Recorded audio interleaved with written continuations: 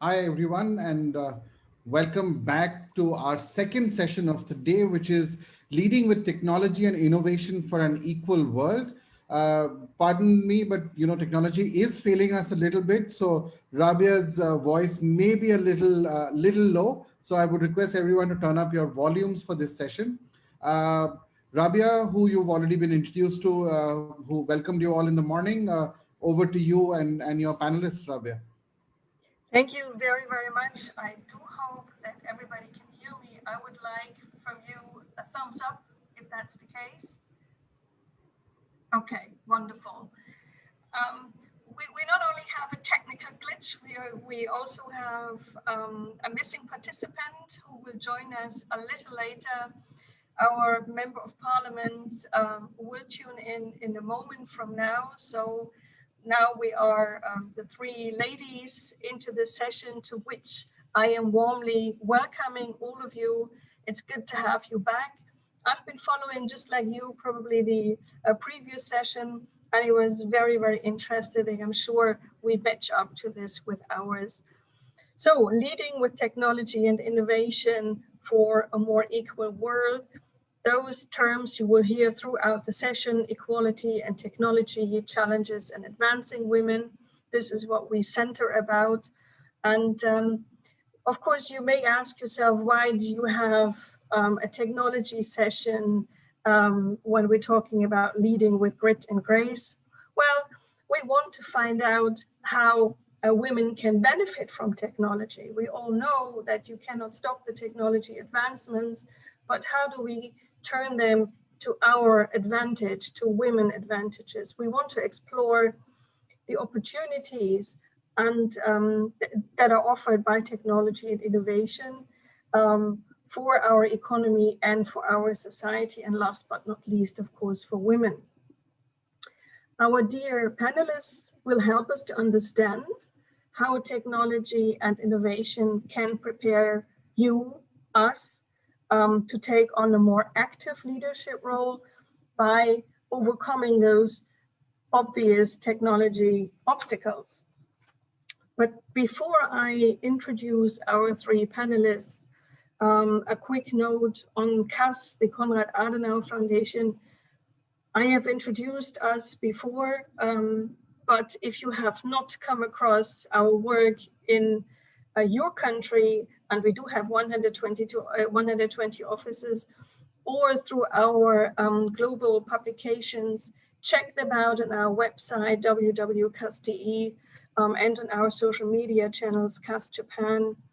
We have a huge variety of programs around the world, and I am confident that there are plenty of subjects and opportunities to see you again and to cooperate with you. Housekeeping remarks first, before I go into the introduction. Of course, that will be done in a moment. You will hear initial statements by our speakers, and then I will take the opportunity as a moderator to address a few questions. But I really encourage you to use the chat box and to give us your opinions, your questions. I will be able to read them, and I will make sure that we keep the time to address your concerns to our three speakers. I also promise to, of course, stop the session on time so that we don't disadvantage those who are coming after us. So now to the ladies, this is an all-women session, and I don't have those sessions very often, I have to say. Most of the time I'm the only woman on an all-men panel, so I'm really enjoying this, and so should you. I like to introduce to you our distinguished speakers. So we have Ronja Kemmer, who will be joining us in a little while, the member of the German Parliament, who is a very important voice in our Parliament and driving the digital agenda, as well as, of course, being one of the few female lawmakers that our Parliament has, and also that figure needs to be reconsidered and worked on. So Ronja, she studied economics in Germany, in Sweden, and in Italy, and she has been a member of the Parliament since 2014 already. She's a member of the Committee on Education, Research and Technology Assessment, of the Committee on Digital Agenda, and furthermore, a substitute member of the Committee of Economic Affairs and Energy. So you can hear she is the right voice for us today. She is also the spokesperson of the CDU-CSU, the leading party's study commission of artificial intelligence, social responsibility and economics. Moving over to Nina Branda, the one that you are seeing in my window. Nina is an education policy officer at Bitkom in Germany. Well, this is the biggest German digital association, and she represents more than 2,700 companies in the digital economy. And along with her activities in the field of school, vocational and higher education, she is in charge of the topic Women in Tech. Nina obtained an Erasmus Mundus Master in Euroculture, Society, Politics and Culture in Global Context, and I'm sure that her views are very much appreciated today and very needed. Coming to Muna Ori-Langendorf, Cas knows Muna for quite a while now. We have the pleasure of implementing a regional project with her. Muna is a serial tech entrepreneur, a civil engineer with over 20 years of experience in IoT, structural engineering and design, digital platforms, architecture, and corporate innovation. Mona is much more than this. She has a passion about technology and a desire to see women fully participate in the new digital economy.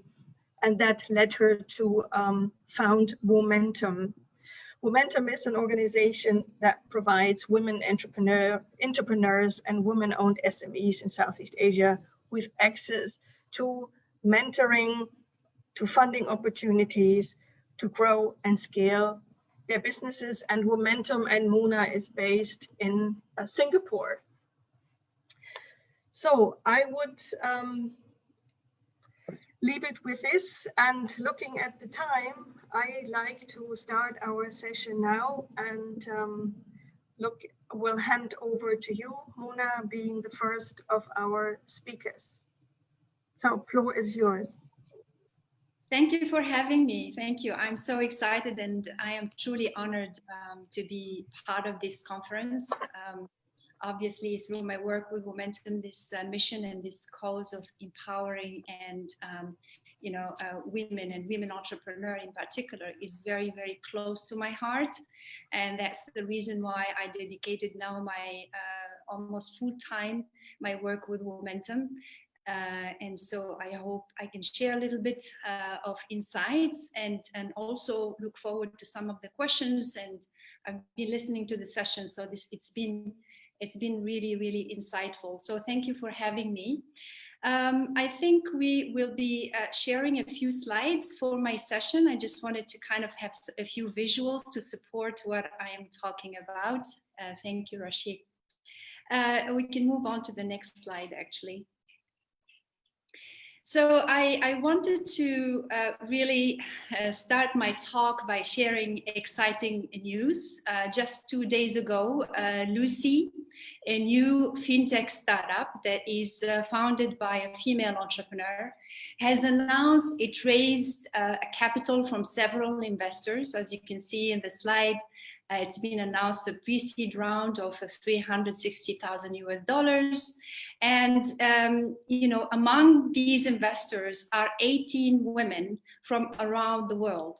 And this startup aims to be a digital bank, which is also called neobank, that understands women entrepreneurs' needs by using data analytics and machine learning and all that technology to improve the loan approval process that is done by conventional, traditional financial institutions, and hence help more women access loans.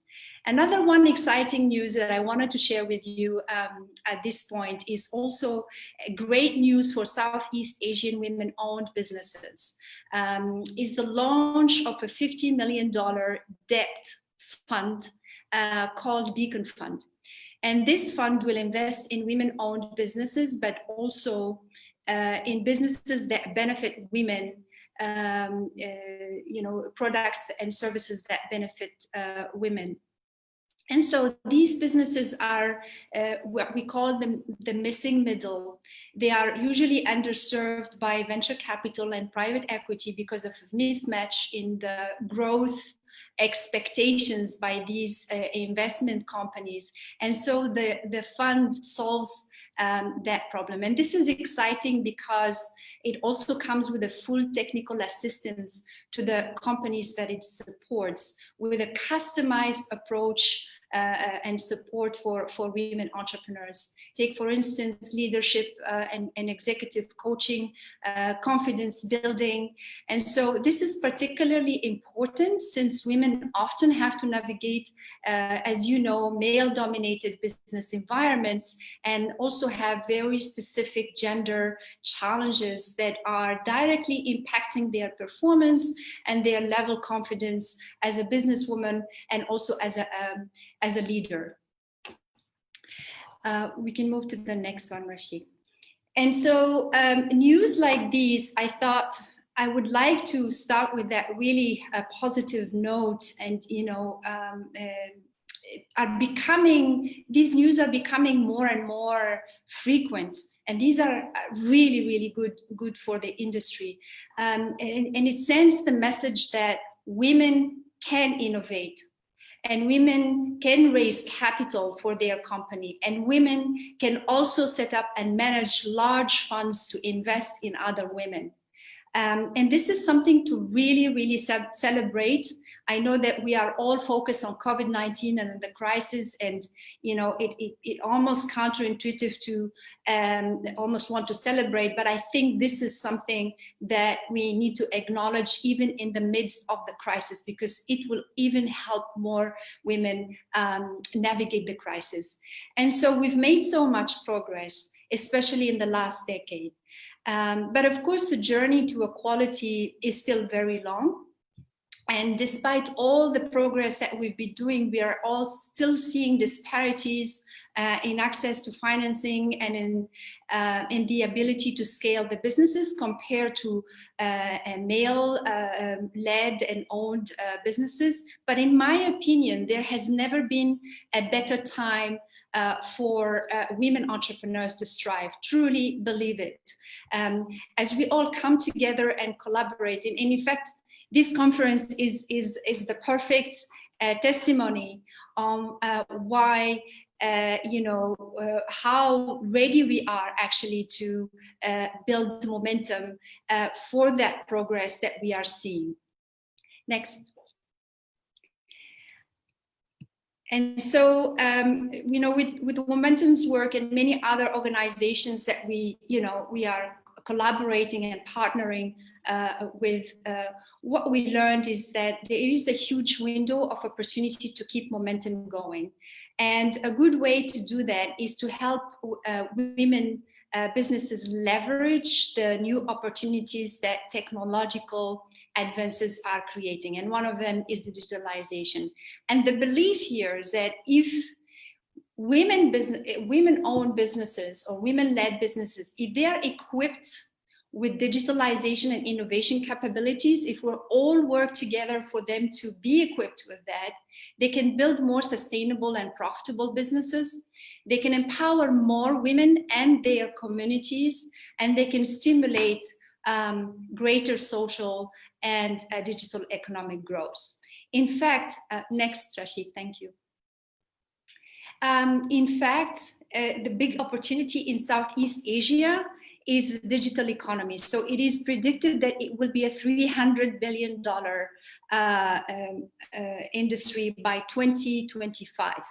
And we want to make sure that women entrepreneurs who are owning and operating businesses in the region fully participate in it. It is almost like it's not optional. If we want to empower and we want women to succeed, they need to take part of this digital economy revolution. Otherwise, their businesses will have a very hard time to stay relevant, that become very obsolete in a very short time, and they will have a very hard time to scale and catch up as we move very, very fast with this. And so in Southeast Asia, it is widely recognized that SMEs are the backbone of the economy. And so it stands, I mean, everybody wins. It so stands the benefit from its SMEs embracing digitalization. In fact, in ASEAN, a group of 10 states in Southeast Asia, there is about, let me just check my facts, 6.8 million women entrepreneurs that are currently 68 million women entrepreneurs who are currently operating their businesses that are really ready for digitalization.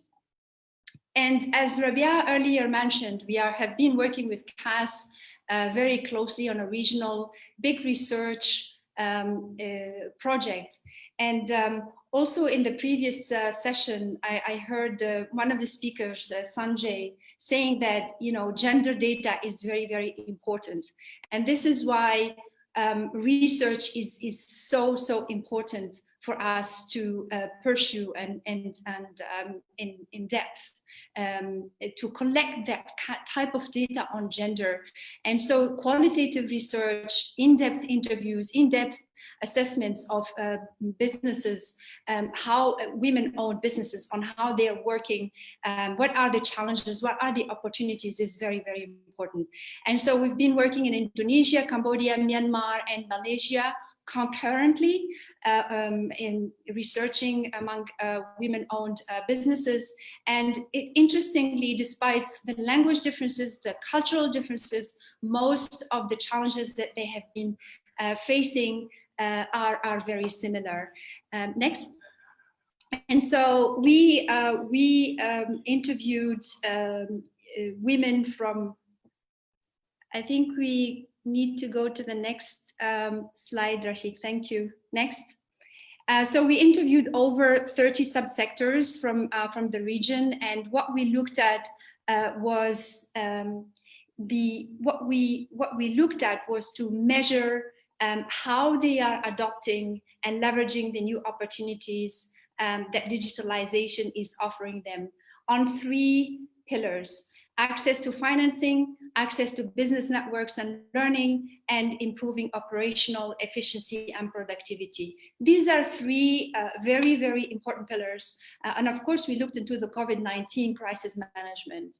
And what we found out, I'm very, very excited to, to say that, to share these findings, because it's important for us to understand what are the challenges of these women entrepreneurs in terms of adopting their technology. First, in terms of access to financing, the very good news is that there are many, many alternative financing models that are enabled by digitalization that are coming up in the region. And Lucy is just one example of them. It's just, Lucy was founded by a woman. That's why we are here to celebrate this innovation by women for women. The second one, access to business networks and skills. We have found out that actually women are accessing more efficiently knowledge through online portals, through e-learning, through even social media, YouTube. And now with the wide mobile penetration and internet connectivity, women are accessing much faster and much more efficiently resources that they couldn't reach before. And so for business management and operational efficiency, the adoption is still very low despite the availability of many systems. Next. And so here, in terms of challenges, we found many challenges and reasons why women entrepreneurs are not leveraging as much as they should, or they're not unlocking the potential of digitalization to play it into their benefit. 3 main reasons that I put together to share with you that were most common to the 4 countries and all across all sectors that we talk to. One is lack of awareness. some of the digital tools and new opportunities that digitalization is creating, most of women entrepreneurs are not aware. So there, later we will discuss the recommendations, and later in the session, I think this is one very important challenge to address. The second one is lack of time. As we have talked throughout the sessions, women have to still take responsibilities for the family, for the elderly, that men usually don't, and that hinders their chances, their performance, basically in the business. And so the third one is the socio-cultural stereotype. Of course, we have seen heard many women say that men don't take them seriously when they are in a meeting, or when they are doing some negotiations or talking to suppliers or distributors. And very often they have to bring their male project manager to really do the conversation, and the business owner will be just accompanying them. So these are some of the opportunities and challenges that digitalization is bringing in the region, and that we're looking into. And we're very excited to see that many organizations, private and public and nonprofit, are coming together to collaborate in order to help women entrepreneurs access those opportunities and overcome their challenges. So that's it for my opening remark. Thank you, Rabia, and thank you everyone for listening.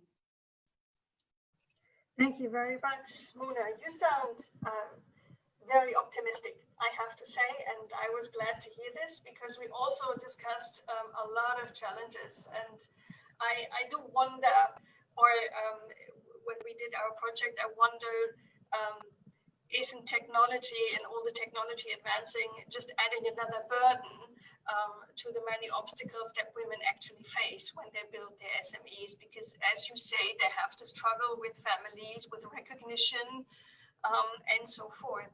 But before we go into your details, and I listened very well, we will discuss your recommendations later on as well. I would like to give the floor to Nina to hear from her the initial statement on her take, of course, of technology opportunities for women. We may hear something about the gender gap that we need to discuss with you, Nina. But before that, floor is yours. Thank you very much, Rabea, and thank you also, Mona, for the very interesting insights. Yeah, I also want to shift the perspective a bit. Of course, we're representing the German digital ecosystem, so this might be a good and interesting view how the digitalization and equality are actually already handled in Germany or not handled. Before looking into the opportunities that technology actually brings for equality, I first want to give you a little insight into how the actual status is in the digital economy in Germany, and also why we actually do need women in technology. Yeah, in Germany, we made a study last year, and it showed that there are only 17% female IT specialists in German enterprises, which shows that there's still a long way to go. Additionally to that, we even have more than 100,000 open IT positions in Germany. So this also shows there is a very big need for IT specialists. And even if there are a lot of women in big digital companies, they're often not in key positions, in leading positions, and also in the technology positions. Looking into the female founders and into the startup ecosystem, it gets even lower. The last numbers from 2019 show that there are only 15.1% female founders in Germany. So there is quite a way to go still. And I think it's important to mention that, of course, there is like this ethical and social question that we need to include women in this in this field, but it's also an economic question. There are a lot of studies that actually show that diverse teams do have higher outcomes and are more productive and more successful in the end. And also just the integration of women is not only a possibility to actually cover the high amount of open positions in this sector, but also is an opportunity to actually include new competences and new skills in the sector, because this is how innovation is actually driven, by bringing in new perspectives, new thoughts, and this is what needs to be done to actually broaden the horizon and also to push forward technology. We already talked about the gender gap, and in this context, I really want to focus also on the gender data gap, that we actually, if they're like, this is also this aspect of women drive innovation through bringing new competences and skills, but also if women are not participating in the innovation or in the production of new technologies, these technologies will be based on quite male factors, and the female sides will be lacking and will again produce a big gap also in society where the products sometimes are often used. How can we actually deal or tackle this issue? There are a lot of course, and I guess we will discuss a lot of these questions later, but in the scope of the digital economy, of course, it's very important to also have a cultural change in companies and also get used to more flexible and agile working structures, because technology can be used, for example, for job sharing models, so that actually women and men can work part-time even in leading positions, and there are a lot of tools that actually comfort this and make it possible to share jobs and still make processes work smoothly. This is of course one thing.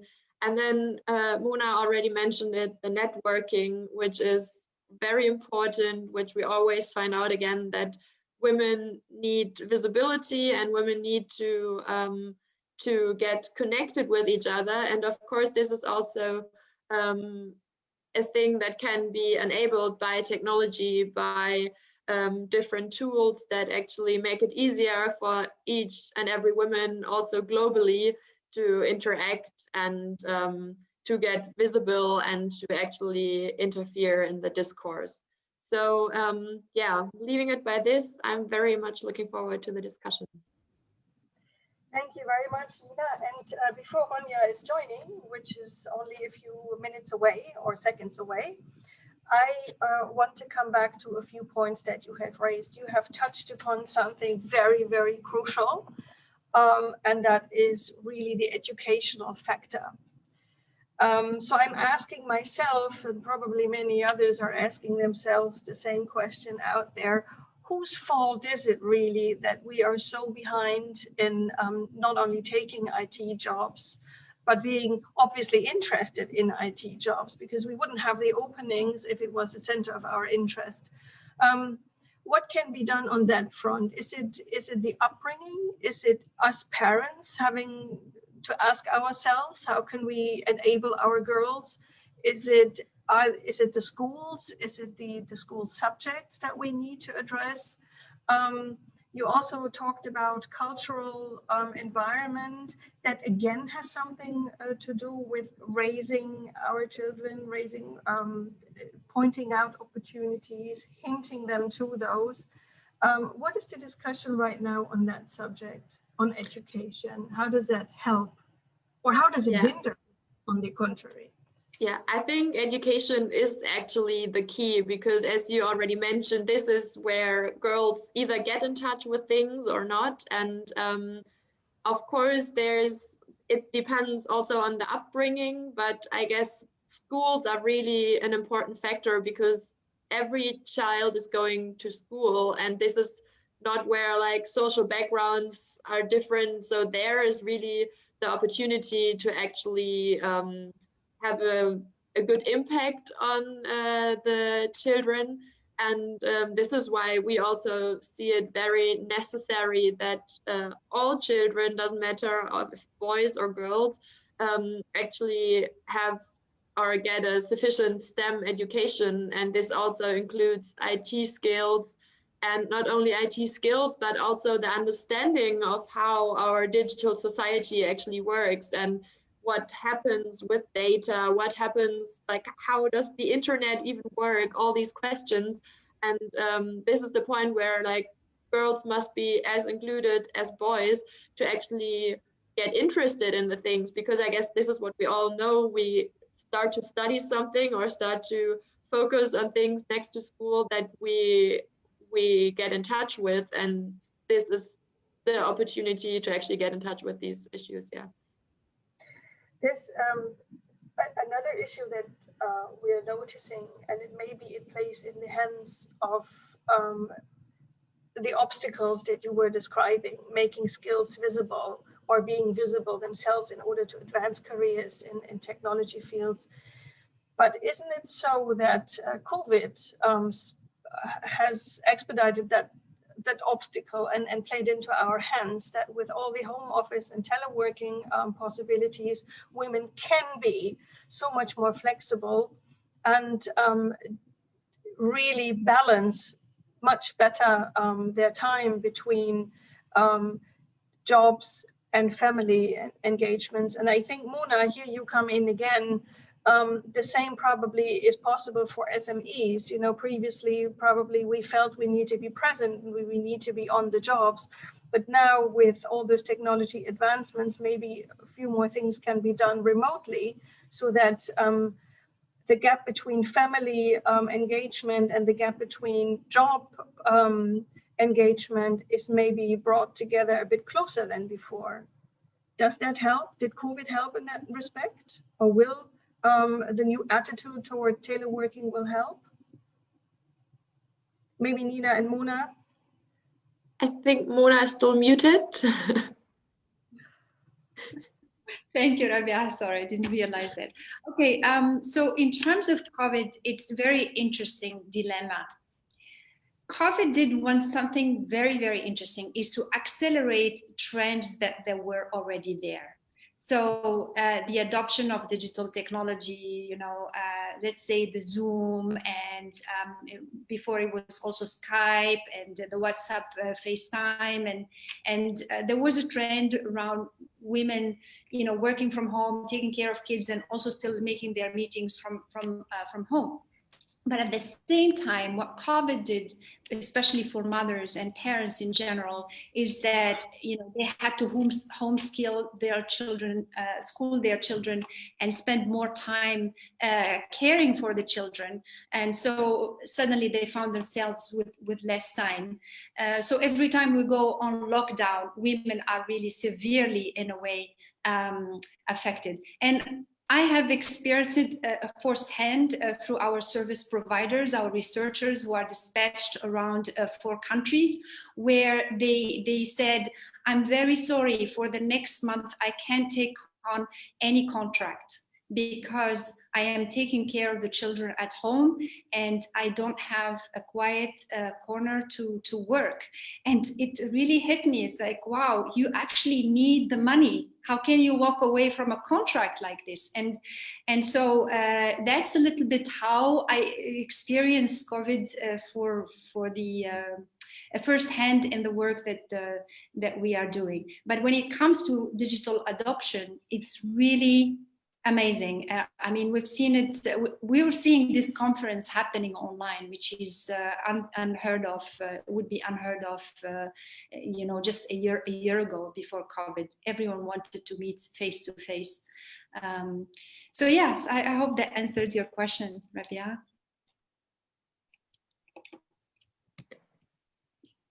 Now you are on mute. Yeah. You described what we all experience right now, but let me address that question to Nina again and maybe have a further outlook. we all experience what Muna described right now, all of us, probably here in the room and out there in the sphere, but I am still convinced that when it comes to career and when it comes to using our skills to a better advantage, that the aftermath of the pandemic may have helped in that respect. Yeah, I guess. To also maybe bridge that digital gap we still have to talk about. I guess the title of the show, I'm completely with Mona that right now there are also a lot of studies that actually show that women are the ones like suffering the most from this home office situation. On the long side, yeah, I guess this could be an opportunity actually for women to maybe get a job offer in a different city and still being able to take it without moving there and like moving the whole family there. But I guess it's also not just about the visibility of women in general, but it's also about like making networks also with men and to also get them into the boat. And, I guess this is also something we shouldn't forget about, that of course women are like more likely to work if like work is flexible and if they can work digitally, but in general it's also a lot about networking, and it might be also very helpful still to do this in real and not only yeah, in women networks, but actually in very different networks. Thank you very much, Nina. And here we have on board Ronja Kemmer, our Member of Parliament, joining us. Ronja, you're muted. I warmly welcome you in our all-female panel. I just said that doesn't happen very often. I'm sure it doesn't happen to you very often either. Exactly. So I have introduced you already, and without losing more time, I hope you're up and ready to go for your initial statement. We are missing indeed your component. We have covered now the career option. We have covered the possibilities and the burden that the pandemic poses onto us. And we have also discussed how we can use technology to our advantage, but we of course we're missing the public policy angle, and this is where you come in. You know what, and how can politicians help that debate? How do you help us, or yourself for that matter, because the numbers of the parliament coming to female members have gone low as well. And if we don't have women in the parliament, how are you actually taking decisions that concern us and that are on our advantage? But without further ado, Ronja, you have the floor. And thank you for joining. Yeah, thank you so much, Rabea, and to all the others for having me today. And I really have to apologize for being so late. I'm really, really sorry. But yeah, it's how it sometimes is in daily life as a politician. So unfortunate. It might be a little bit representative, but yeah, I made it and I'm glad to be here. So yeah, talking about the political framework, I think there are some different fields we really have to consider. So first of all, of course, as you already said, we need female participation in the parliaments. We need role models.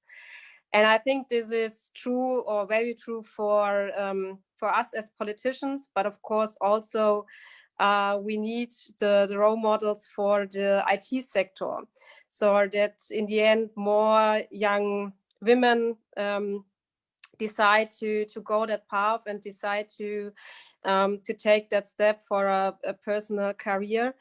So maybe starting with politics and what is the actual, or the situation nowadays in Germany. We really have to say it's not a process that is going on automatically. It's not a process that is just by, okay, just pass some time and then female power will be there.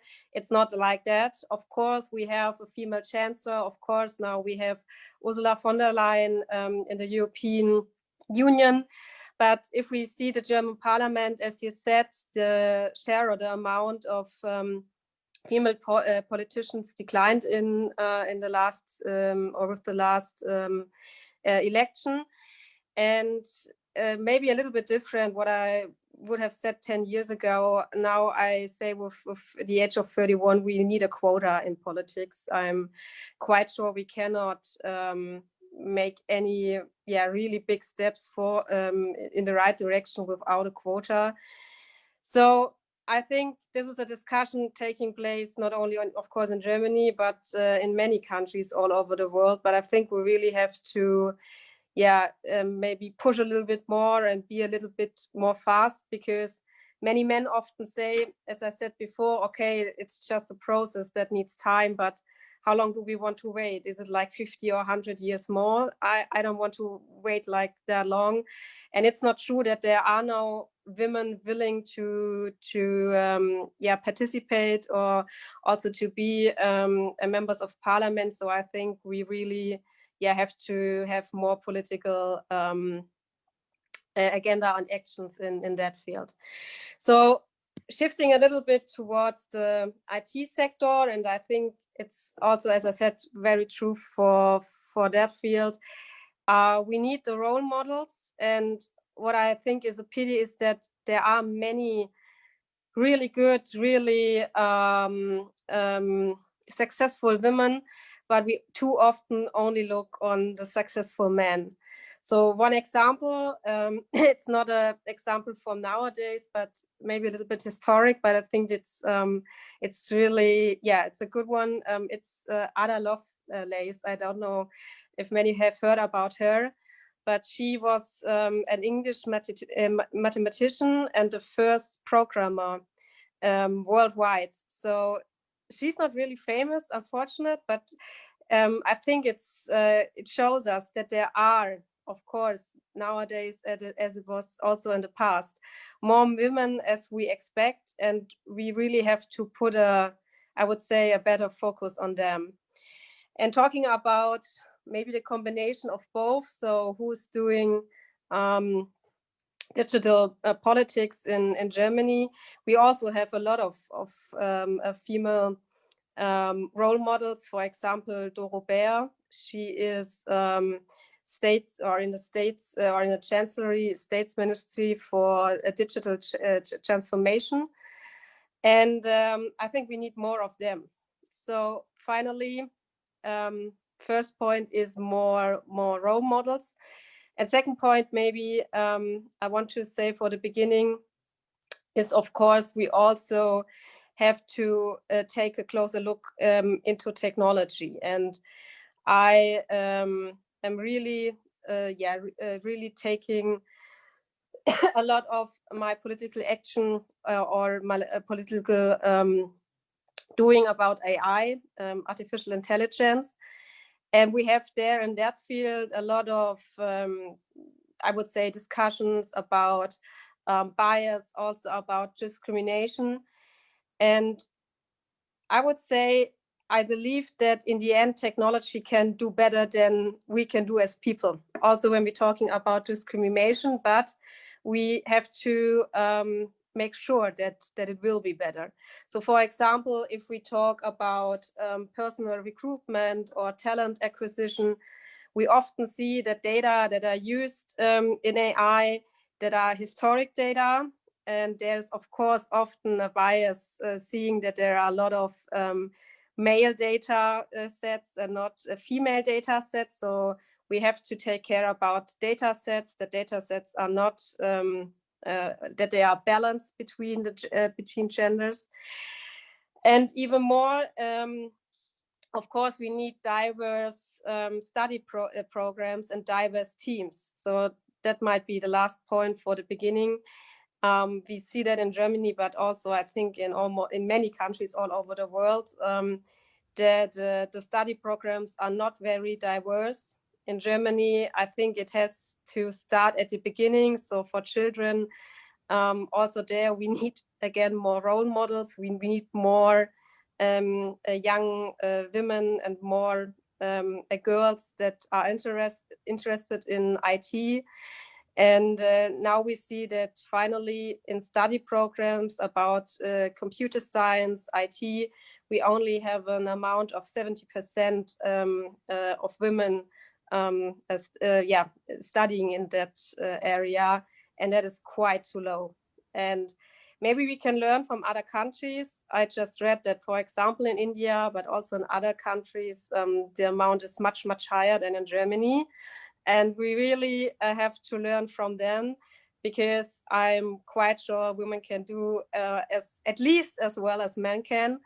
And therefore, we need to change something in our minds, especially in Germany, when it comes to the question, who decides to study computer science, who decides to go that way or that career. Thank you very much, Vanya. We had that subject indeed before, and it's has probably something to do with the STEM subjects not being as appealing in Europe, or at least Germany, than it is out in Asia, because the numbers are indeed strikingly different. I've also asked the fellow panelists, as much as myself, how much parents can actually do and contribute to this. We leave it all to the school, but actually it's also our guidance to steer the kids into the right direction. Having you here, I want to ask you, I want to move a bit away from the technology question,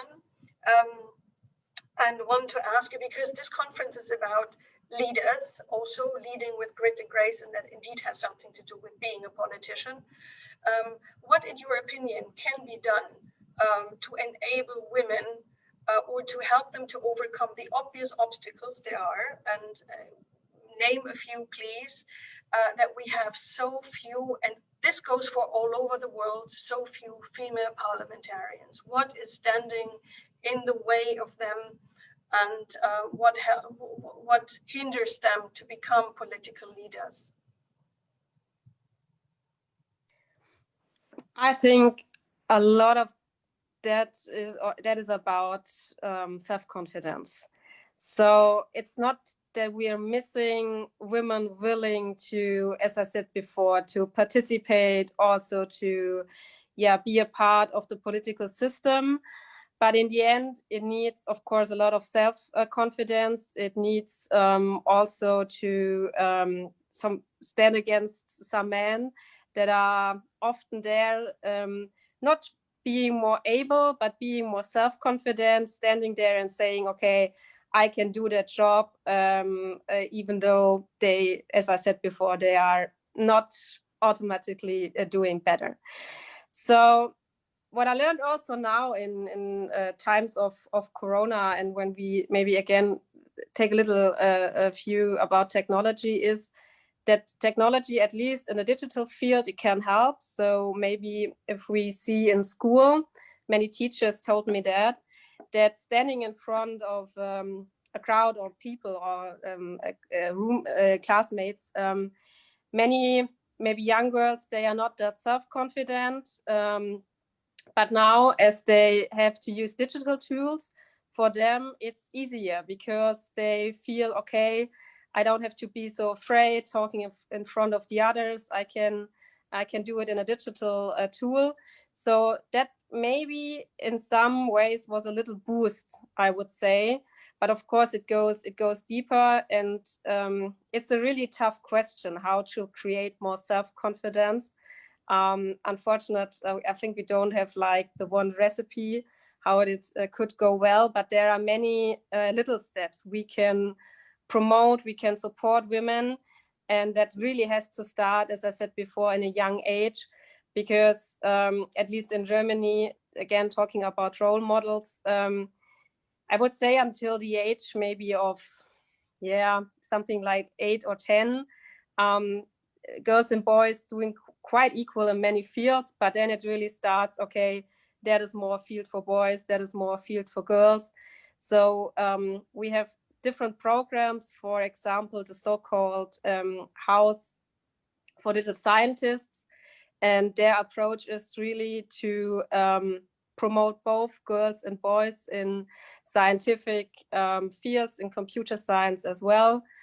And it goes further with a special so-called Girls' Day, where girls in the age, I think between something like 10 and 15, They make a little internship in so-called boy jobs or boys areas, as well as I said, computer science or other fields. So we have to really promote that, I would say, even more.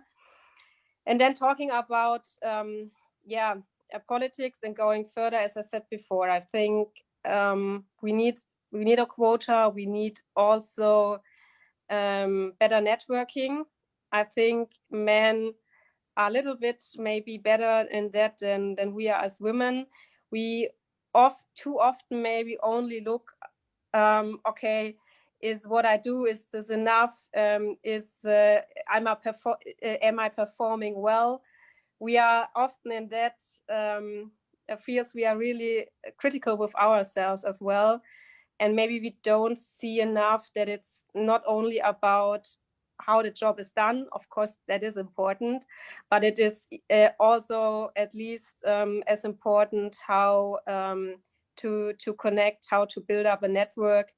And I think there we really have to, I would say, promote women better and support them more, because they are, of course, able to build up networks as well. But often the awareness that it is important is missing, I would say. Very much, Corey. Thank you very much. I saw Mona nodding heavily with that word confidence, and I think that relates also to your work, Mona. How to boost the confidence of your fellow platform users to found an SME. What courage does it take, and how can we help that? And does technology help this now? This founding mentality that is usually lower with women than it is with men.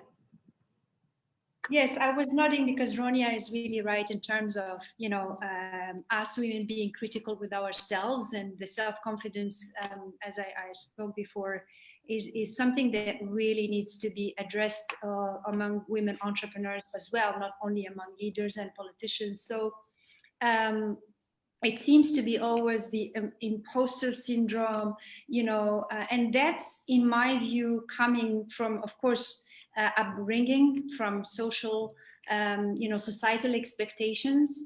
And a simple fact is also we are too, outnumbered by male, heavily male-dominated environments, be it in business or in politics. In terms of entrepreneurships and SMEs, what is really working, and we've been doing also lots of research and gathering data on technical assistance and support for women entrepreneurs. So there is an overlap with a very typical support for SMEs and entrepreneurs, because it's hard running a business and growing it and scaling it and keeping it profitable and sustainable is a very hard thing to do, but it's even harder for women to do so. So one of the things that we're adding to technical assistance and support, be it on an online platform or also in physical training and programs, is to add in leadership and executive coaching and confidence building. There is actually some of the modules that we're running are called confidence building. So Ronia, very, very good point there. And it always comes down to being confident about what we do. And that self-confidence can help women become, a little bit more aggressive, I would say, in a good way, in terms of networking, in terms of being less of maybe perfectionist and collaborate and have more collaborative approach, delegate a little bit more, and all of that takes a lot of self-assurance and confidence to get it done. So yeah. Mona, maybe you can share a few, looking at the time, a few most important of your recommendations that you had. Okay, so yes, for the recommendations, of course, we're very excited to launch the research at the beginning of the year that we've done with CAS, because there we have really, it's a 200 30 pages report for 4 countries. So there you can see more detailed recommendations.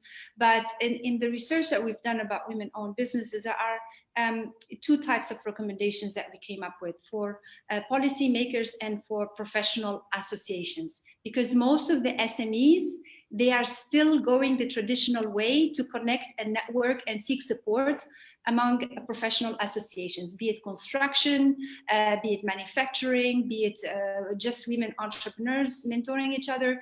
It seems to be in Southeast Asia, at least, a very, very important mechanism to support women. And so I think we're running out of time for me to go through all the recommendations, but let me just share one about financing for policymakers. So I think in the region, government can regulate and increase the amount of financing that is flowing to women-owned businesses, such as loans or equity financing through funds that would invest in gender lens. I think the government can work a lot more with the DFIs and with non-government organizations in order to focus more on gender lens investing. So that's one of the many recommendations. Thank you for giving me the last few minutes to explain that. Thank you very much. We're not at the end yet. I want to hear all 3 of you again, of course. Maybe Nina, you touching in your very last sentence, your very last brief statement on the digital gap, on the equality gap that we have. So the floor is yours. Thank you very much. Yeah, I think we already mentioned a lot of things, and especially in terms of networking, role models. There is another very important thing, which is also mentoring programs, and actually that women don't just, one thing that maybe also if politics and also the economy can do is really making campaigns and showing women and really, yeah, publicly show that there are women in tech and that there are very successful women in tech. But then on the other hand, also inside institutions, it's quite effective to, for example, have mentoring programs where women who are already more, who are already further in their job actually take the mentorship and actually bring other women forward as well, and actually provide support for women careers, because I guess, yeah, only if women also support each other in this field, and this is also something that often is described, that men are more supportive with each other and women are maybe a bit more competitive in some reasons when it's about the career. And I think this is something quite important, that also women need to sponsor each other and bring each other forward. Honja, I think this is something that goes for politicians just as well. You know, not just building a better network, but maybe fostering more support. What do you say? Yes, of course. Oh, sorry. I totally agree. And yeah, as it was said before, I think first of all, we need a better, not only maybe for women and for men, better culture of failure, but this is true for entrepreneurs, but even more for women. As it was said before, we're a little bit often too perfectionists or too critical with ourselves. And I think we really have to learn that it's okay to make mistakes. If you take responsibility, no matter in which field, you make mistakes. And taking away maybe a little bit the fear of making mistakes, I think this is something really essential, and we have to promote that. As well as it was said before, the access to education, especially promoting girls and women to decide to go for a tech job, a tech career. I think there's a lot more to do, especially, as I said before, at least in Germany and in Europe. And finally, maybe talking about politics, as I said before, it will not be enough, I guess, to just promote, but we need more tough or hard instruments, as the quota, as role models are very crucial, and it's about who's making the decisions. And of course, therefore, we also need women that are also in political responsibility. So therefore, there's a lot more to do. And yeah, thank you really much again for having us today and for having this discussion. Thank you very much. That was almost perfect. No, it was a perfect closing from you, Anya. Thank you very much, ladies, for your inputs. I'll take away confidence. I take away quota. I take away education, diversifying our skills, and supporting each other careers. And I think this is really what it takes to help us to lead with grit and grace. So to come back to the motto of our conference, I think I'm closing on time. So we all did a wonderful job. And I'm sure your views, your insight were much appreciated. And a warm thank you again. It was a pleasure to moderate you and a pleasure to see you with you. So stick on and maybe go on to the next session. And I hand back over to our moderator, to the MC. Thank you. Thank you, Rabia, and thank you everyone for a wonderful session. And I think Rabia has concluded it quite well. I will request the audience for a minute to just remind everybody we have wonderful one-on-one mentorship sessions, which you can block on the platform. You do remember the leaderboard, you remember the polls that you can do, our social media hashtags that are currently live. Please do send us your short story for the prizes. And yes, please do participate. And I will request the audience to end this session and go on to the next session. You will have my co-host Aparna waiting for you there. And for this one, thanks, Rabia. Thank you, everyone else. And thank you, Member of Parliament, for coming, even though you were running late, which is very, very kind of you. So thank you very much, Anya. Thank you.